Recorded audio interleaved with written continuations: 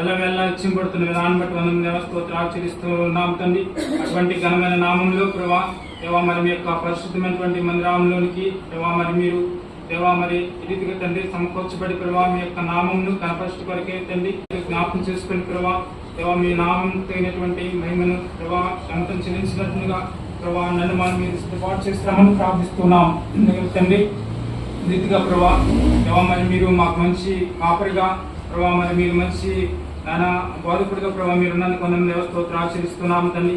రీతిగా ప్రభా మరి ఏ రీతిగా తండ్రి ఆత్మతోను సత్యంతో తండ్రి యథార్థంగా ప్రభా మీ యొక్క నామంను హెచ్చించు కొరకే పూజించు కొరకే ప్రభా చేరవచ్చినటువంటి నన్ను మనం సిద్ధపాటు చేస్తున్నామని ప్రార్థిస్తూ తండ్రి మీ నాన్న బట్టి తీసుకొచ్చిన అప్పులను బట్టి వందనాలు. ఇంకా రాని కూడా మీరు జ్ఞాపకం చేసుకోండి, వారి యొక్క మార్గం కూడా మీరు సహాయం చేస్తున్నామని ప్రార్థిస్తూ రీతిగా ప్రభా ఈ సమయంలో మీరు ఏమేమి పొందినామని యేసుక్రీస్తు ప్రభువారి ఘనమైన గొప్ప నామంలోనే స్తుతించి ప్రార్థిస్తున్నాం మా తండ్రి. ఆమేన్.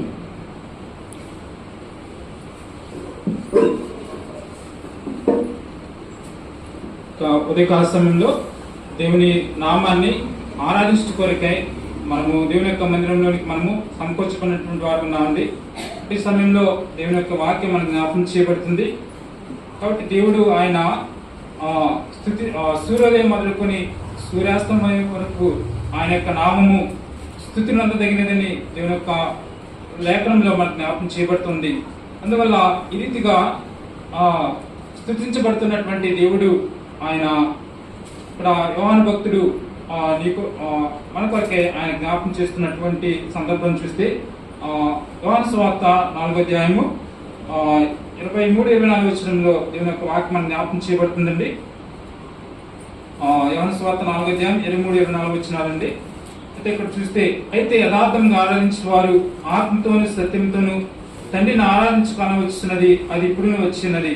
తండ్రిని ఆరాధించేవారు అటువారే కావాలని తండ్రి కోరుచున్నాడు. దేవుడు ఆత్మ కనుక ఆయన ఆరాధించేవారు ఆత్మతోను సత్యంతోను ఆరాధింపవలెను. కాబట్టి దేవుని యొక్క కోరిక ప్రకారము యోహాను భక్తుడు జ్ఞాపకం చేస్తామని పాల్గొన్నాడండి. దేవుడు ఆత్మ కనుక ఆయనను ఆరాధించేవారు ఆత్మతోను సత్యంతోను దేవుని ఆరాధించే వారు ఉండాలని సమయంలో దేవుని యొక్క వాక్యం మనకు జ్ఞాపకం చేయబడుతుందండి. అందువల్ల మనం గమనిస్తే కీర్తనకారుడు మనం చదువుకున్న భాగాల్లో మనం జ్ఞాపకం చేస్తూ ఉన్నటువంటి వాడు ఉన్నాడండి. కీర్తన గ్రంథము 113వ అధ్యాయంలో మనం ఇక్కడ జ్ఞాపకం చేసుకుంటండి. మొదటి వచనం నుంచి మనం జ్ఞాపకం చేసుకుంటండి. యెహోవాను స్తుతించుడి, యెహోవా సేవకులారా ఆయన స్తుతించుడి, యెహోవా నామమును స్తుతించుడి. ఇది మొదలుకొని ఎల్లకాలము యెహోవా నామము సన్నతింపబడుగాకని దేవుని యొక్క నామమును